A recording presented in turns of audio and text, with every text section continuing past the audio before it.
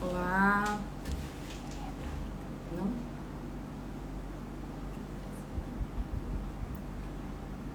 Oi, pessoal, boa noite. Isso aí.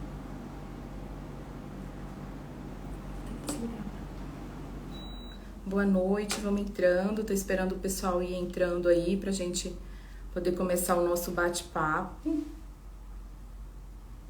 Esperando a nossa convidada. Pessoal, enquanto tá entrando aí, vamos aproveitar para deixar algumas informações para vocês. Seguir a nossa página aqui no Instagram. Deixa lá no A televisão tem que ficar baixinha, senão vaza.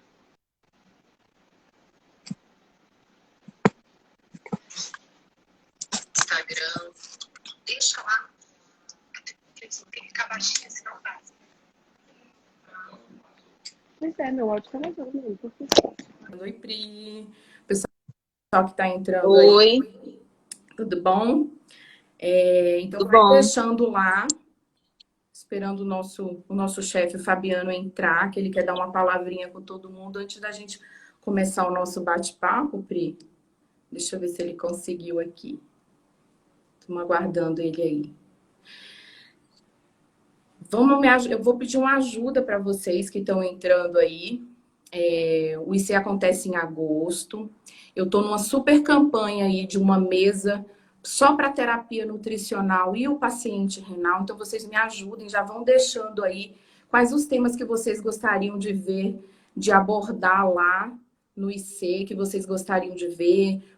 Quem leu o guideline da ESPEN, se ficou com alguma dúvida, se quer que aborde algum tema desses aí de forma mais aprofundada, que aqui a gente vai ser um bate-papo, a gente vai tentar. Olha aí, meu chefe. Boa noite, tá entrando. Olá. Olá, tudo bom? E aí, Joana? Tudo ótimo. Boa noite. Priscila, boa noite. Olá, boa noite. Tudo jóia? O pessoal está Tudo entrando certo. ainda. Tá. Enquanto isso, Priscila e Joane, eu queria falar umas palavrinhas aqui, né? Da última live que a gente fez para cá, a gente teve vários novos seguidores aí do Ibranutro. E eu gostaria só de me apresentar, eu sou Fabiano Girardi, eu sou o CEO do Ibranutro. E junto com o meu sócio, o Dr. Alain Ferreira, gostaria de dar as boas-vindas a todos vocês, agradecer a participação da doutora Joane e da Priscila aí, muito obrigado. Nós estamos vivendo um momento, está todo mundo cansado, tanto física quanto emocionalmente, mas gostaria de agradecer a vocês que estão aqui participando com a gente, todos que estão aí conectados, todos que participaram da nossa live anterior. E a gente está aqui nessa missão, fazendo essa segunda live, uma decisão que nós tomamos de poder compartilhar um pouquinho a nossa experiência, um pouquinho do nosso conhecimento que nós adquirimos com esses anos de medicina, com esses anos de prática de terapia nutricional com equipe multidisciplinar. E essa é a ideia dessas nossas lives, ok? A gente está num momento de transformação da nossa empresa, a gente está fazendo uma transformação digital mesmo, e nós estamos, de fato, começando nesse mundo de mídias sociais, e está sendo muito bacana a participação de todo mundo, né?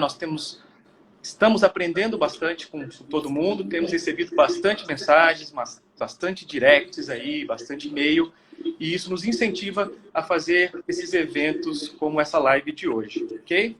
O Instituto Brasiliense, nesse momento de nutrologia, agora passou para ser o Instituto Brasileiro de Nutrologia, nessa transformação digital. Nós estamos muito felizes de poder expandir as nossas fronteiras além do Distrito Federal. Temos recebido convites para prestar os nossos serviços para outros estados e, por isso, nós estamos agora transformando no Instituto Brasileiro de Nutrologia. Tá bom, pessoal? Eu gostaria de primeira mão aqui falar um pouquinho para vocês. Estamos com projetos agora de atendimento domiciliar, teleconsulta e em breve nós esperamos poder aí, quando tudo estiver um pouquinho mais calmo, anunciar isso para vocês com mais detalhes, ok? Eu queria ainda pedir um pouquinho do tempo para a gente falar rapidamente do nosso evento Ibranutro Científico 2021, IC 2021. A novidade desse ano serão 3 dias, não só 2, né? A gente acrescentou mais um dia, então são 24 horas no total do evento aí, de muito conteúdo interessante, para a gente poder, com um pouquinho mais de calma, discutir tudo que a gente discutiu nesses anos todos, desde 2016, ok?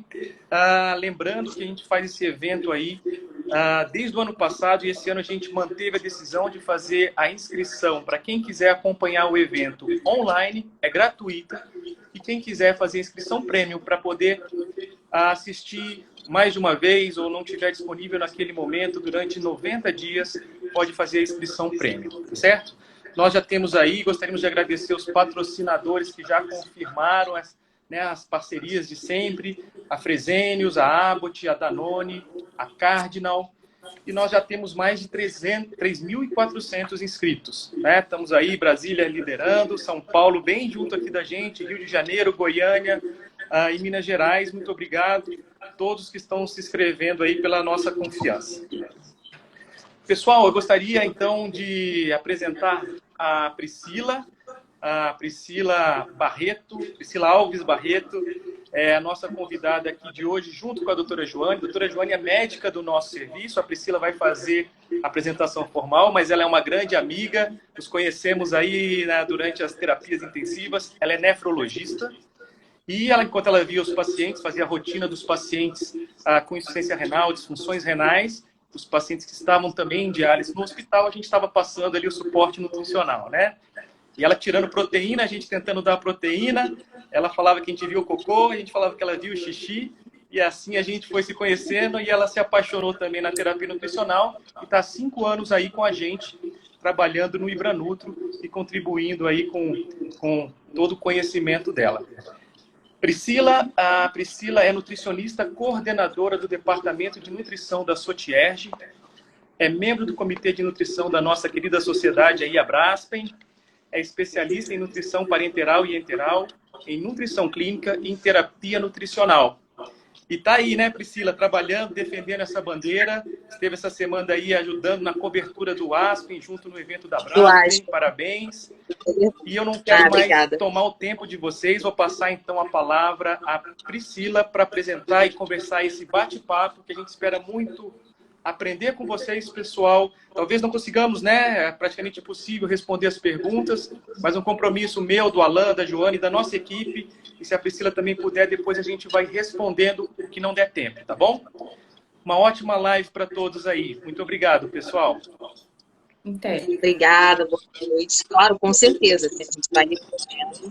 Eu quero agradecer muito o convite. Eu já acompanho o Ibranutro há muito tempo. Participei do congresso ano passado, assisti online, foi excelente. E aí hoje a gente vai falar sobre o ESPEN novo, né, Joane? De doença renal. Então ele veio para atualizar o ESPEN de 2006, de 2009. Então, Joane, você quer aí fazer uma introdução sobre o que eles falaram, né? O que é essa doença renal, como é que a gente vai fazer? Vamos lá. Primeiro eu quero agradecer, foi muito fofo o convite do pessoal do Ibranutro. É uma coisa nova para mim, então vocês vão relevando aí um pouquinho o nervosismo, que esse negócio de live é meio estranho. E quem me conhece sabe, adoro uma figura, então eu estou sofrendo um pouco, né, por não estar aí colocando as minhas figuras, mas vamos lá. Então, o que é que tem de bacana nesse guideline da ESPEN? Eu convidei muita gente da nefrologia para participar, meus miguxos da nefrologia. Então, assim, vamos forçar a amizade, não falem mal deles, vamos chamar eles para ser nossos amigos, para a gente poder fazer uma parceria bem bacana aí. Então, eles vão estar... A gente precisa deles do nosso lado, né? Então, assim, tratem bem os nefrologistas, tá? Então, assim, a proposta do guideline da ESPEN, que é uma das nossas grandes sociedades, né, que trata de terapia nutricional, ele traz pra gente uma proposta, assim, com recomendações de qual a melhor forma que a gente pode cuidar dos nossos pacientes renais agudos e crônicos que estão internados, porque é bem diferente. Então, para aquele paciente renal crônico, em tratamento conservador, ou aquele que já está em diálise. Nós temos as diretrizes do CADOC, que saiu ano passado, está novinho, com algumas mudanças. Então, a conduta fora do hospital é uma. Porque a partir do momento que ele entra para dentro do hospital, alguma coisa motivou aquela internação. Então, muda completamente o metabolismo do nosso paciente. E é isso que a gente vai abordar aqui. Então, uma das principais coisas é a gente entender, assim, quem é o paciente que está internado. Então, ele pode ser um paciente que com função renal normal, que entra e faz um quadro interno porque ele faz um quadro de insuficiência renal aguda, por um quadro de sepse grave, por um grande queimado, por uma grande cirurgia que complicou e evoluiu com uma disfunção renal importante. Então, esse é um paciente extremamente catabólico, ele vai precisar muito da gente. Então, só o fato da gente colocar ele dentro de uma internação já muda completamente o perfil.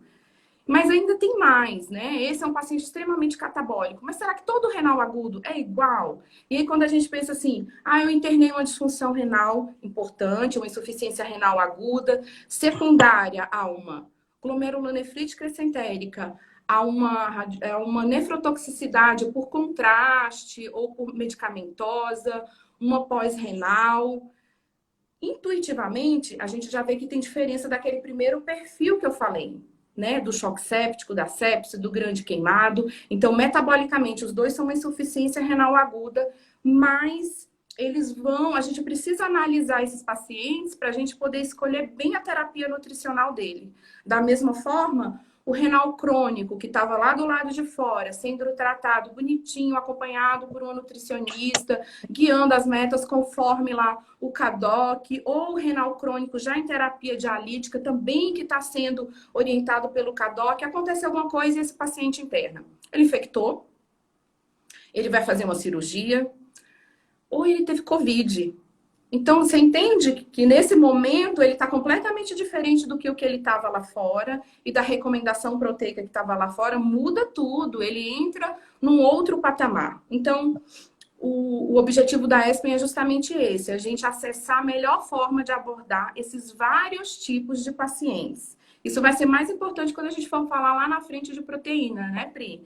E aí, bacana, a gente entendeu o perfil metabólico do paciente. Mas a gente tem que entender que por toda a parte que tem a retenção de escórias nitrogenadas, a sobrecarga hídrica, eu tenho alterações metabólicas desses pacientes devido à lesão renal. O que poderia ser isso? E isso é importante para a gente, não é tão importante para o nefrologista, mas é importante para a gente que faz a terapia nutricional. Então, eu vou ter alterações no metabolismo das proteínas, eu vou ter alteração no metabolismo dos carboidratos e eu vou ter alteração no metabolismo dos lipídios. A proteína é o grande marco da lesão renal aguda. Então, assim, a gente tem um extenso catabolismo, a gente tem uma quebra de músculo para disponibilizar aminoácidos para a neoglicogênese, né? Porque o contexto é de inflamação aguda, é um contexto de resposta endócrina metabólica ao trauma. Então, eu vou mobilizar, sim, esse músculo. Então, eu catabolizo o músculo para eu ter a resposta endócrina metabólica ao trauma. Então, é muito catabólico mesmo. Com relação às alterações relacionadas com os carboidratos, a gente vai ter um meio ambiente com resistência insulínica, a gente vai ter um ambiente que vai estar alterado. O rim, ele é responsável por cerca de 30% da neoglicogênese. Agora, você imagina num contexto de lesão renal aguda. A gente vai ter um comprometimento dessa neoglicogênese, vai ter a resistência insulínica, vai ter a resposta endócrina, o rim vai ser chamado e não vai responder. E aí vocês vão ver como é que casam as coisas. Quem nunca passou à beira de leito, que está fazendo a terapia nutricional num paciente que está dialisando, ele está recebendo a dieta lá bonitinho, 24 horas, enteral, do nada faz uma hipoglicemia, né? E a gente olha assim, poxa, mas estava recebendo a dieta. E às vezes nós não, aumenta a dieta desse paciente, faz isso. Então a gente vai ver que o rim tem influência nisso aí também. Tanto porque ele compromete a quantidade de neoglicogênese, que vai continuar acontecendo lá no fígado, mas vai ser menor porque fica com menos 30%. Além ainda do metabolismo errático da insulina exógena que vai usar. porque o rim comprometido vai dificultar o metabolismo dessa insulina. Então, aquele pensamentozinho metódico que a gente tinha com a insulina, tantas horas, age em tantas horas, com o renal crônico, isso muda tudo. Ele passa a ser um paciente que, se o paciente com desglicemia dentro da UTI já é um desafio para a gente que faz terapia nutricional, mais ainda o paciente com disfunção renal, por conta de todos esses motivos que a gente está falando. Com relação ao metabolismo dos lipídios, o que é que eu vou ter? A gente vai ter uma interferência disponibilizando mais triglicerídeos, né? Eu vou ter um bloqueio lá da lipase lipoproteica e uma diminuição do clearance desses triglicerídeos. Por que é importante para a gente? Porque quando eu estiver fazendo terapia nutricional, se eu já monitoro o que está acontecendo com o meu paciente quando eu estou fornecendo a terapia nutricional, principalmente com a parenteral, eu vou ficar mais ainda de olho nesse paciente. E aí eu queria chamar a atenção mais ainda, que agora no contexto de Covid, a gente teve um aumento absurdo do uso de Propofol. Então, mais ainda, então a gente tem que ficar ali, ó, monitorando, sabendo que eu tenho essas alterações no metabolismo do lipídio por conta da lesão renal, eu vou observar mais ainda. Então, eu vou monitorar mais de perto ainda esse paciente. Bacana, Ju. Você falou do contexto do paciente, que a gente vai ter que o tempo todo estar avaliando qual é o perfil de paciente que eu vou lidar no intra-hospitalar, que eles têm demandas metabólicas diferentes, de como a disfunção renal impacta nas alterações metabólicas desse paciente. Mas para mim, que estou lá na beira-leito fazendo a terapia nutricional desses pacientes, qualquer que seja o contexto, e a terapia renal substitutiva? De que forma que eu preciso saber? O que é que eu preciso saber dela para eu poder raciocinar e ofertar para esse paciente a melhor terapia nutricional? Então, vamos lá. Eu acho que o guideline foi muito feliz na descrição, assim, dos métodos dialíticos, de como que funciona, de como que a máquina de diálise faz realmente a limpeza, o clearance de solutos. Então, tá muito bem explicadinho. Quem não leu, dá uma lida para ver se entende melhor. Quem tem dúvidas ainda, como eu já falei, me ajuda, porque eu estou aí numa super campanha de montar uma mesa só de renal lá no IC. Então, vocês vão dando opções aí, voltando aí, vão falando aí o que é que vocês querem ouvir lá no IC, a mais de terapia nutricional no paciente renal. Então, me ajudem. Então, voltando para a terapia renal substitutiva, assim, o que é que eu acho que é mais importante? Não dá aqui para a gente fazer, porque seria uma aula a mais, né, Pri? E a gente tem o horário Com certeza. super reduzido. Então, eu vou falar o que é mais importante. O seu paciente, dentro desse contexto todo, ele precisa de uma terapia renal substitutiva. Entenda assim, vamos primeiro fazer a primeira grande classificação da terapia renal substitutiva, que é que diz respeito à temporalidade dela. Então, ela tem a intermitente, ela tem a prolongada ou estendida, que é a famosa SLED, e ela tem os métodos contínuos, que a gente conhece muito como Prisma, mas Prisma é só uma das máquinas que possibilitam fazer essa terapia renal substitutiva. Tem outras, tá bom? Então, o método intermitente é para aquele paciente que está estável, é muito semelhante ao que é feito lá na sala, nas clínicas de diálise. Então, ela tem uma duração aí em torno de 4 horas, no geral 3 vezes por semana. Pode ser que eu tenha paciente assim dentro do hospital. É aquele paciente que está estável, que não precisou, ou aquele que já vem em recuperação de uma fase muito mais aguda.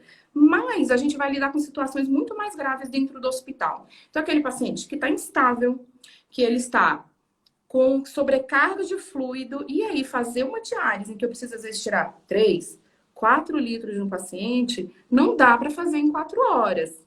Então, eu tenho que ter um tempo maior para que o líquido que realmente ele está no intracelular, ele possa vir para o intravascular e eu conseguir tirar. Então, por isso que a gente precisa aí de métodos mais lentos, com fluxo de sangue mais baixo, bem prático, assim, o fluxo de bomba de sangue de uma forma bem simplória. O fluxo de bomba de sangue é a velocidade com que a máquina puxa o sangue do paciente para o circuito extracorpóreo.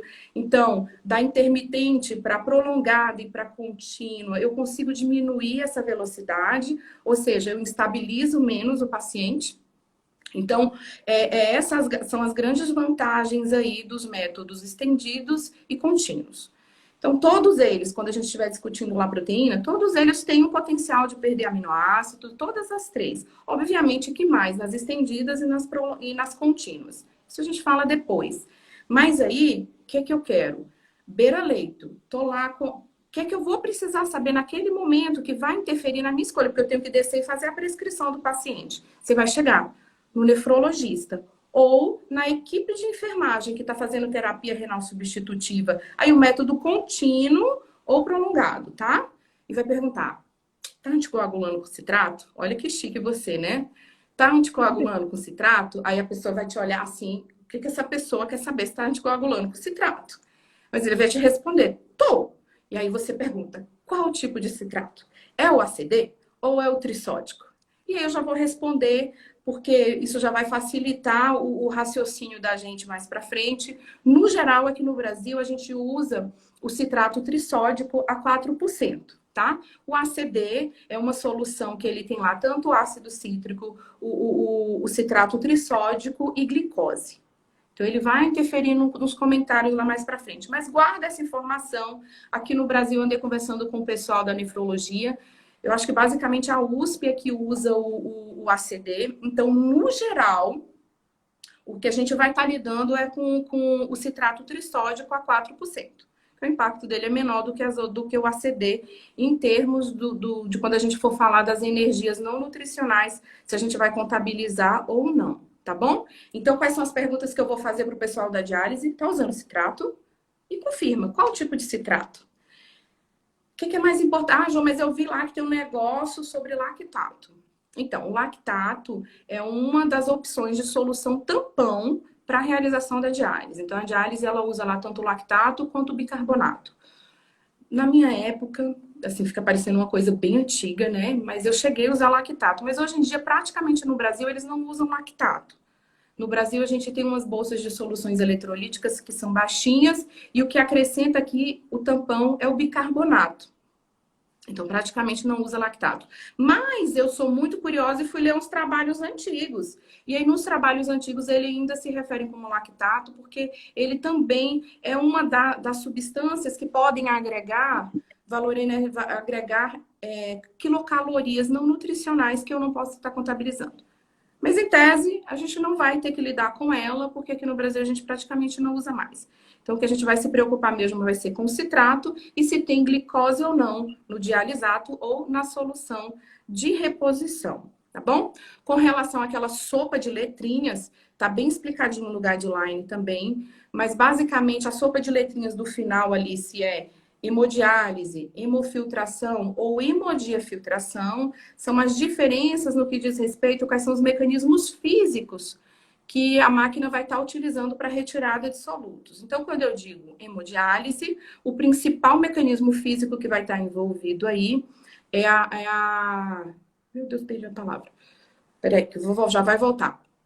Na hemofiltração é a convecção e a difusão na hemodiálise, tá? Então, tem métodos que só vai usar a hemodiálise, tem métodos que eu só vou usar a hemofiltração, e, no geral, a gente usa a hemodiafiltração, tá certo? Que aí vai combinar tanto a difusão quanto a convecção. Cada um tem seus detalhes, tem suas peculiaridades.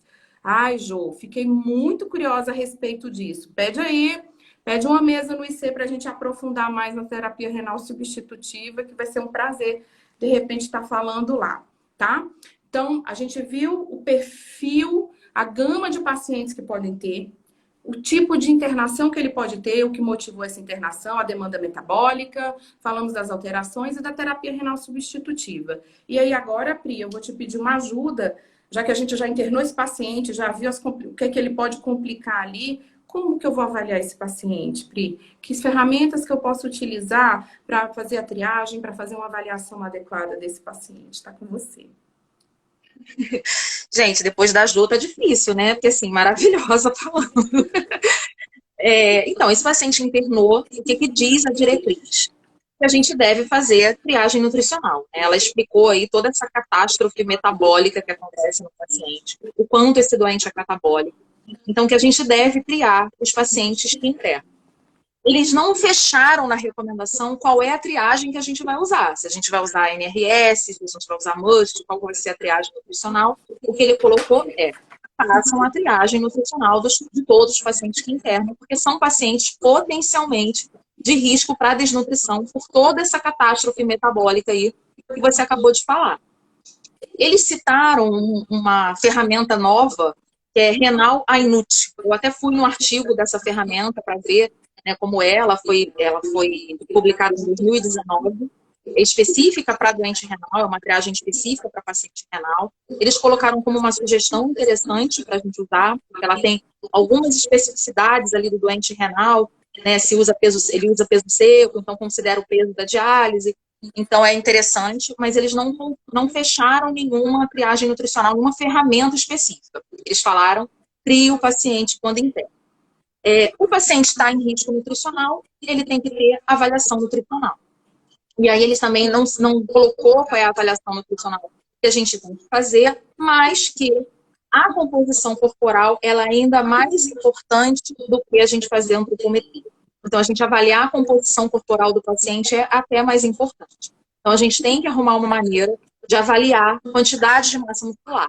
Você falou aí da quantidade o grau de catabolismo que esse paciente passa, né? O quanto que ele perde de massa muscular durante a internação.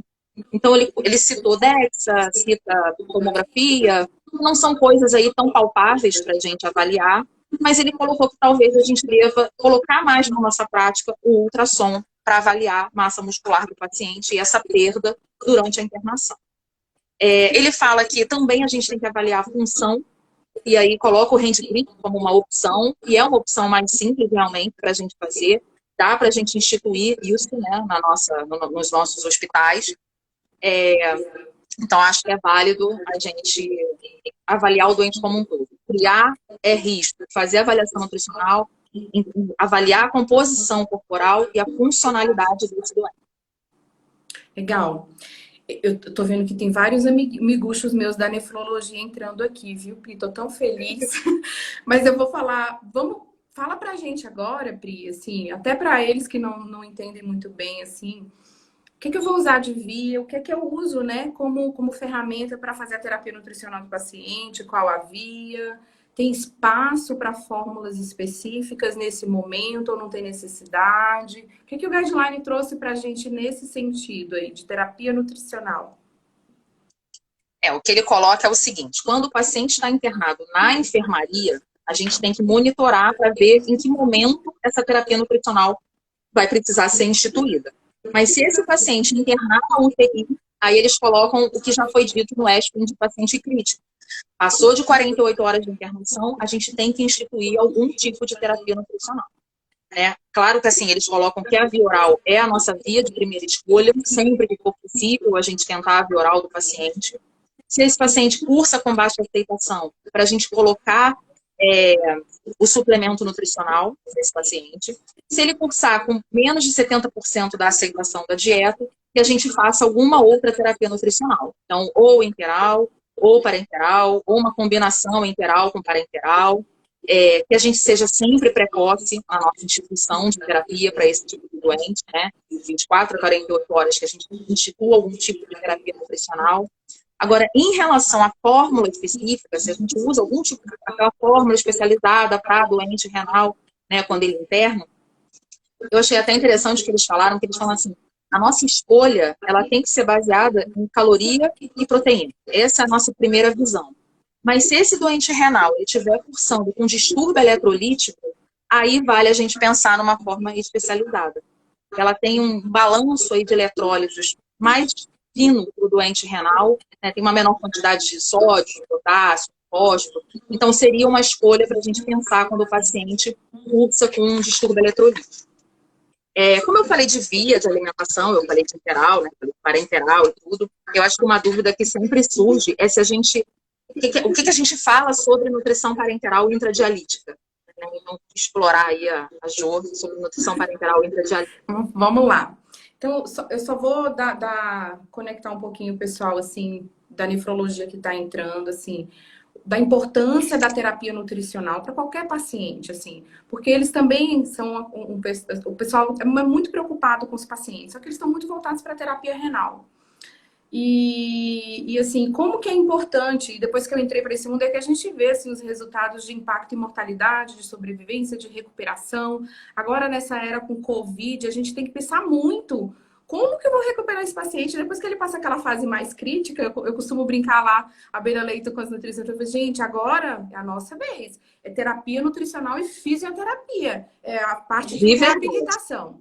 Então, as opções que a gente tem para ajudar aquele paciente que não está entrando em meta, que ele precisa atingir uma necessidade energética e uma necessidade proteica, senão ele não se recupera do evento agudo que levou ele para a internação. Então, como a Pri falou, ou eu vou ter o suplemento, que é o que a gente chama muito de terapia nutricional via oral, ou eu vou precisar passar uma sonda no paciente. Parece ruim, parece uma coisa ruim, eu ainda vejo o médico com muita resistência nisso, mas isso é terapia, é o que vai ajudar o paciente a sair daquele estágio. Né? Então, assim, terapia nutricional e a terapia parenteral. Aí a Pri chama pra gente para falar um pouquinho aí da parenteral intradialítica.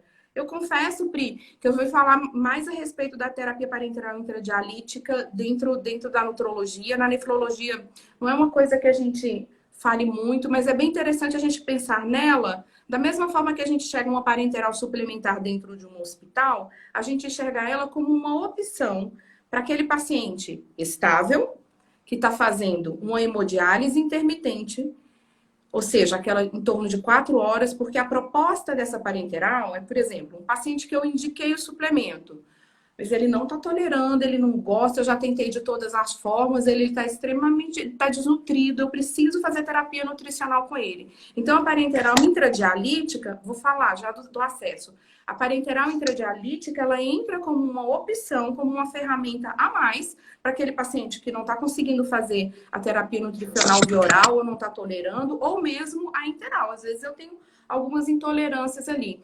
Então, eu acho que a gente devia abrir um pouquinho a mente, porque aquele paciente desnutrido, que está estável, que está fazendo a diálise ali em torno de 4 horas, ele pode. Qual que é o acesso? Eu uso ela... Qual que é a grande vantagem? Eu não preciso de um acesso extra para poder fazer a parenteral. Ela vai entrar no circuito extracorpóreo, na linha venosa. E olha que interessante. Hoje tem muito paciente fazendo hemodiálise domiciliar. Então, é uma opção que poderia a gente considerar junto com os nefrologistas. Por exemplo, a nutricionista está lá avaliando ou mesmo o paciente na clínica de diálise, ou esse paciente que faz diálise domiciliar, que às vezes é um idoso mais frágil, que não está tolerando a terapia. Olha aí uma oportunidade da gente usar a terapia. Ela tem algumas limitações em termos de volume e em termos de composição, o que eu poderia ofertar. E isso aí vai agora a regra para o prescritor. Se eu uso uma bolsa pronta, a gente tende a ficar ali em torno de, no máximo, 1 litro de volume. E aí a gente tem que conversar com o nefro. Olha, eu vou fazer 1 litro de volume para você poder descontar na UF efetiva. Então, ele precisa dessa informação para prescrição de hemodiálise para gerar UF efetiva. E para a gente que vai prescrever, então a gente fica em torno de 1.000 ml. Isso vai ter que ser infundido ali em torno das 4 horas. E aí eles colocam que você pode colocar a densidade calórica da bolsa pronta aí de 1 caloria por ml, tá? Então, uma bolsa de 1.000 calorias. E se você for manipular, ela no máximo, 15 quilocal por quilo de caloria e no máximo 0,6, 0,8 de proteína, tá? Então, vamos abrir a cabeça, porque às vezes tem paciente que se encaixa nesse perfil. Já tive um colega uma vez que ligou com um paciente fazendo diálise domiciliar, com muita dificuldade no manejo de fósforo. Então, você vê que faz parte daquele perfil de paciente bem desnutrido. Porque o paciente renal, assim, ou ele tá de mais, ou ele tá de menos. O ideal acontece, obviamente, mas a gente está sempre brigando ali com o fósforo com esse paciente. E o fósforo de menos é justamente naqueles pacientes mais desnutridos, né? Então, tem 2 revisões bem lindas a respeito, uma mais antiga, um pouquinho a mais recente. Quem quiser, depois dos trabalhos, a gente pode disponibilizar algumas coisas com relação ao aporte. O que seria o máximo de aporte calórico. Desses artigos tem, tá bem bonitinho. É isso que eu queria falar da parenteral. Eu acho que agora a gente podia começar a falar um pouquinho sobre demanda energética, né? O que eu vou ofertar de caloria para esse paciente? Quanto que eu vou ofertar? Se muda porque ele é renal? Se não muda? O que é que traz aí pra gente, Pri? Eu vou só falar antes que você falou aí que seus amigos nefrologistas estão entrando na live. Eu já vi várias amigas minhas nutricionistas aí. É bom, E né? um super amigo fisioterapeuta que entrou Aí, que aí, que é legal. importante da equipe interdisciplinar. Assim, ele é excelente fisioterapeuta. Eu tenho uma saudade de trabalhar com ele. Em relação ao aporte calórico, é o ESPEN, né, gente? Europeu, totalmente diferente do ASPEN, que diz, faça tantas calorias por quilo de peso. O europeu não vem, ele vem escrito, faça calorimetria indireta, né? Sem calorimetria, não tem, estamos ali naquele escuro. Mas é o que o ESPEN coloca, que tem que ter calorimetria indireta, que esse é o padrão, que esse é o ideal, que é a melhor maneira da gente calcular o aporte calórico. O que eles falam é que a gente deva fazer essa medição de calorimetria 2 horas depois que a diálise acaba, para você minimizar os vieses que podem ter, né, que possam ter em relação à medição da calorimetria. Então, faça 2 horas depois da diálise. Mas ele não fecha ali quantas calorias por quilo de peso exatamente a gente vai fazer para o paciente. Nem o paciente de enfermaria, nem o paciente renal. Ele até fala de recomendações antigas que tinham um aporte, aí ele coloca que no paciente de enfermaria seria 30 calorias a 35 por quilo de peso, que no paciente de UTI seria 25 a 30, mas hoje a gente vê que a gente não faz 25 a 30, talvez, nesses pacientes, né? Então, ele fecha que faça calorimetria indireta. A minha realidade também não tem calorimetria, tá? Eu estou também nesse grupo, eu também não tenho perímetro. E o que ele coloca encontrou a calorimetria, encontrou a sua meta, né? Fez a calorimetria, encontrou a sua meta, essa não é a sua meta nas primeiras 72 horas, né? Porque senão você vai hiperalimentar esse paciente. Então, a gente viu muito isso no ASPEN agora, que terminou ontem, anteontem, não hiperalimentar na fase aguda. Isso foi muito batido. E assim, paciente renal, o ESPEN trouxe a mesma informação. E essa não é a nossa meta, né, nas primeiras 72 horas, mesmo tendo a calorimetria indireta. E aí o que eu vou perguntar para a Jo é se a diálise interfere nessa conta, nesse nosso aporte calórico, né? Hoje a gente tem visto pacientes com Covid muitos evoluindo com insuficiência renal, muitos sedados com propofol. A gente já está acostumado a colocar o propofol no nosso desconto de dieta ali, da nossa aporte calórico, né? Considerar o propofol no nosso cálculo. Mas a diálise, eu quero saber se o ESPEN trouxe alguma coisa sobre isso, se faz diferença no nosso aporte calórico para esse paciente. Pois é.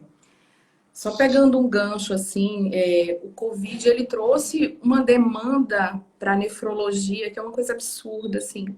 Hoje o número de diálises contínuas estão muito maiores, assim, pelo menos a realidade aqui em Brasília, conversando com alguns colegas. Eu hoje, no particular, eu não faço mais nefrologia, só aqui no hospital de base. Então, aí, conversando um pouco com os colegas, assim, tá faltando máquina para tanta demanda. Assim, os pacientes estão muito graves, os pacientes com disfunção renal, assim, devastador, assim, muito triste, né? Mas eu acho que essa é a grande dúvida da noite, né, Pri? As calorias que eu posso contabilizar, as possibilidades de calorias que eu posso contabilizar aí na diálise. Então, como eu já tinha dado uma noção para vocês lá atrás, o citrato que a gente usa na diálise, o objetivo dele é fazer a anticoagulação do sistema. Então, em tese, eu só quero que ele entre no sistema, quelo calciônico, e a partir do momento que eu quelo calciônico, eu paro com a cascata de coagulação. Então, o que eu quero ali é que aquele sangue não coagule dentro do sistema. Então, a minha ideia não é que entre citrato para dentro do paciente. Normalmente, entra pouco, mas entra. Quanto? E vamos lá. Então, o objetivo do citrato é esse, é fazer a anticoagulação que a gente chama de locorregional. Ele sai a maior parte quelado, cálcio com citrato queladinho, ele sai lá no dialisato, no efluente, mas uma parte dele vai entrar. E o citrato, ele é o ânion do ácido cítrico, que é um metabólito intermediário do ciclo de Krebs. Eu adoro. Então, ele entra na célula, ele não precisa de insulina, ele vai lá direto, vai para a mitocôndria, chega lá, olha, vocês estão todos parados aqui, vamos rodar. E ele roda o ciclo de Krebs, vai gerar o ATP.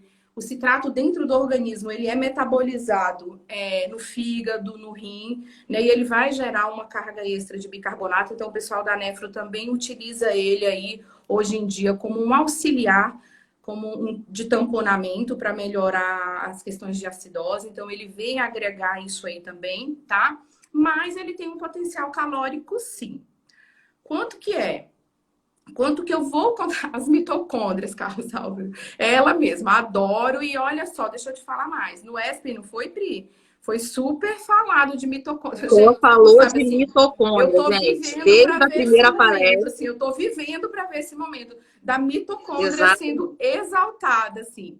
Meus residentes, Eu alguns acho que ela sempre, foi super exaltada mesmo. exaltado, assim, eu já fui assim, os residentes, alguns olham para mim assim, não, porque a mitocôndria, a coenzima Q10, aí eles me olham assim, e eu tô super feliz, mas vou voltar aqui. Então, o citrato e quanto de caloria que ele pode agregar para eu não deixar que o meu paciente fique com o overfeeding, que tudo que eu quero é evitar o overfeeding, né? Então, ele tem um potencial. Eu tinha pedido a Mirna para passar para vocês, e deve estar lá nos stories do Ibranutro também, o potencial de calorias que pode gerar. Então, do citrato, eu vou falar aqui, vocês não vão gravar, vai estar lá depois disponível. 0,59 quilocal por milimol de citrato. Então, todo o cálculo que a gente for precisar fazer é 0,73 quilocal de milimol de glicose e 0,33 de lactato. Como eu falei com vocês, o lactato ele não é mais praticamente não é mais utilizado no Brasil. O pessoal aqui só utiliza a solução tampão, o bicarbonato e agora com auxílio do citrato também, que é aí que ajuda no controle da acidose desse paciente. Mas como eu falei com você, nós temos dois tipos principais hoje de citrato, que é o ACD, que ele dentro da composição dele, além do citrato trissódico, tem ácido cítrico e tem glicose. Então esse daí, quando a parte que entrar no paciente pode gerar uma caloria a mais do que o trissódico, tá bom?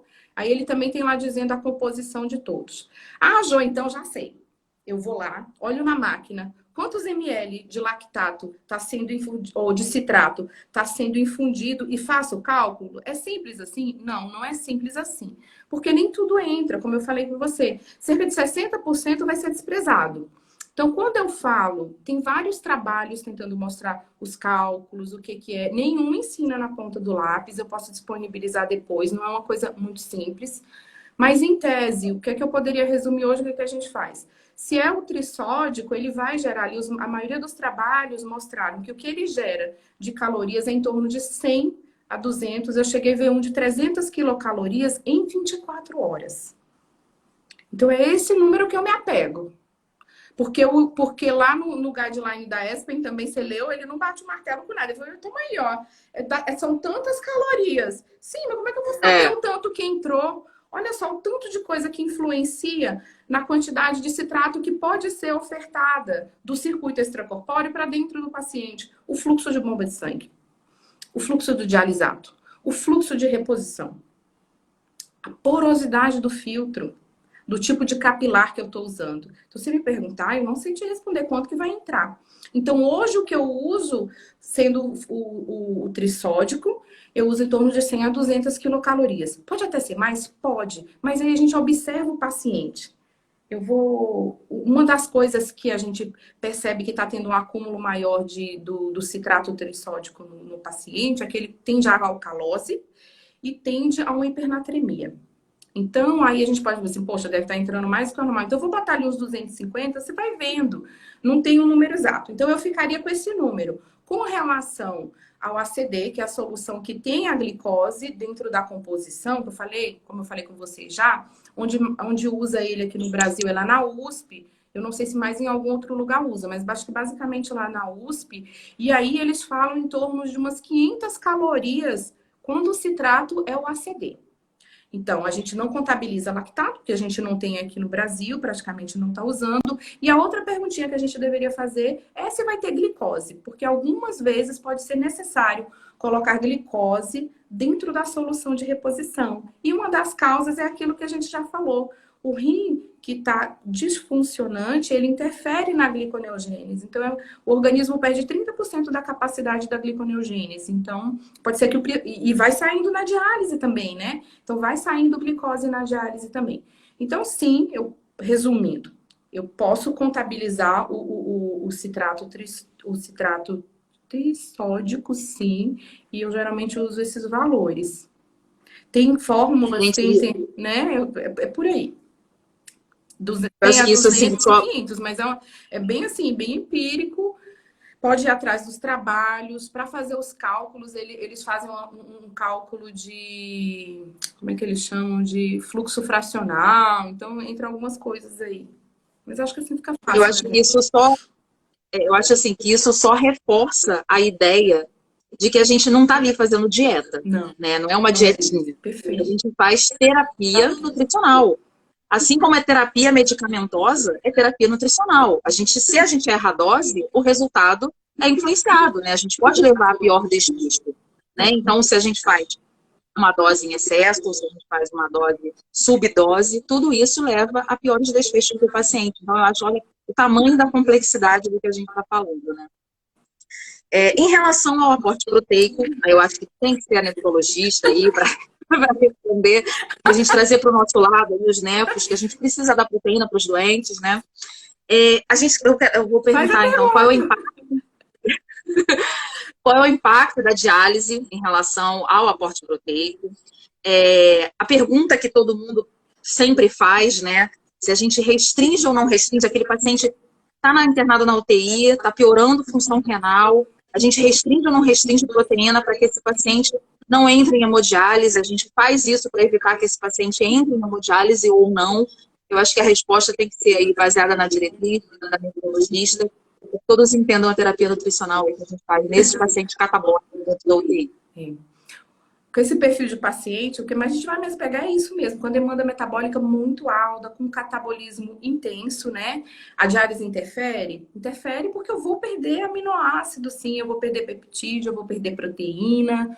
Então, tem uns trabalhos que falam que com a contínua a gente pode ter de 15 a 20 gramas de aminoácidos, né?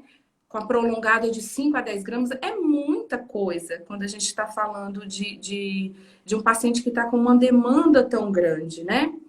E aí eu vou contar uma história para você. Com relação àquela assim, eu deixo de ofertar proteína porque o paciente está grave, está com disfunção renal, paciente crítico. Quando eu era residente de nefrologia, tem um tempinho, né? Mas a gente não vai falar para não mostrar assim, a data da idade, a pessoa assim. Mas aí quando eu tava lá, é muita coisa que o nefrologista tem que estudar, não vou mentir. E aí a gente se apega no 0,8, sabe assim, olha, 0,8 gramas por quilo de proteína para o paciente renal. A gente se apega naquele número, se agarra e pronto. Eu me apeguei. Sabe que nem o pessoal do coaching fala assim, eu criei uma crença limitante dentro de mim. E aí eu ficava assim, não, é 0,8 gramas por quilo. A gente brigava com o povo da terapia nutricional. Mentira, nessa época eu já tinha uma noção diferente. Mas na época que a gente é residente, a gente se apega a esse número, assim. Você vê, todo mundo tá ali, ó. Não dá mais proteína, não pode proteína. A gente tem lá a nossa... A gente panfleta a respeito disso daí, né? Mas aí depois, assim, a gente vai estudando. Vai vendo como as coisas realmente acontecem. Eu me apaixonei pela terapia nutricional, principalmente na época de consultório, que aí chegava lá o paciente renal crônico, aí ele vinha pra gente fazer orientação. Aí eu falava assim, olha, não pode isso, não pode aquilo, não pode carne, não pode isso, não pode... Aí ele, mas pode o quê? Eu falei, mas não pode. Eu sei que não pode. A nutricionista vai lhe ajudar com o que pode. E que fique entre 0 e 8. E a gente se apega naquele número. E aí depois e aquilo começou a me angustiar em nível de consultório, né? Eu falei, meu Deus do céu, como é que eu não consigo orientar o paciente, né? Eu não precisava passar um cardápio, mas eu não conseguia fazer o inverso, assim, de dar uma orientação mais precisa. É um paciente tão sofrido, já com tantas limitações em tudo. E aí foi um dos motivos que me fez procurar a nutrologia e estudar mais um pouco. E graças a Deus a gente evolui, né? A gente vem nessa terra para evoluir. E eu fui vendo, assim, o como importante é o aporte de proteína para a recuperação de um paciente. Né? Então, hoje eu já trabalho de outra forma. Eu digo, você não vai restringir proteína pensando em retardar a terapia renal substitutiva ou não fazer a terapia renal substitutiva no paciente. A gente não vai deixar isso, não vai fazer. Então, até o nosso guideline da nefrologia, eu falo com uma pessoa bem dupla, né? Então, o guideline da nefrologia do paciente agudo, quando ele se refere à terapia nutricional, ele fala lá, Não restringirás proteína no paciente tentando evitar terapia renal substitutiva. E hoje a gente já consegue passar isso para os residentes novos, assim. O raciocínio é completamente diferente do crônico, que eu tenho apego ao 0,8. É completamente diferente, a demanda metabólica é outra. Eu estou num processo inflamatório devastador ali dentro. Ele vai precisar. Então, o fato de eu restringir a proteína não vai parar o catabolismo dele, a ureia vai continuar lá. Então, se é esse ainda o pensamento de alguns nefrologistas, que assim, restringe a proteína que eu não vou precisar dialisar o paciente. Meu Deus, está acabando o tempo. Restringe a proteína que eu não vou. Então, a gente não faz isso mais, né? E eu acho que isso a gente já está começando a passar para os nefrologistas, que a gente precisa da proteína para ajudar até eles a tirar o paciente daquele processo todo, desse processo catabólico, para a gente poder ajudar. As recomendações, eu achei bonitinho que eles separaram bem no guideline, né, Pri? Tá separadinho. Tá bem separadinho. E o importante de estar tão separadinho ali é a gente entender aquele contexto clínico e a gente ver bem o perfil de cada paciente, o que é que motivou ele, né, a ficar, a fazer a internação. Eu fiquei nervosa aqui com o horário. Com o horário.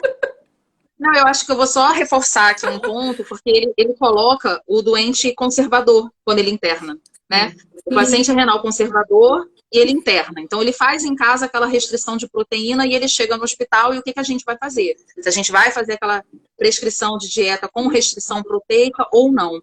E aí, o que a diretriz coloca é que depende de que doença de base levou o paciente para internar, né? Se ele chegou com uma doença que não tem nenhum grau de catabolismo, por exemplo, um paciente renal conservador e foi fazer uma cirurgia de mão, a gente mantém essa restrição de proteína.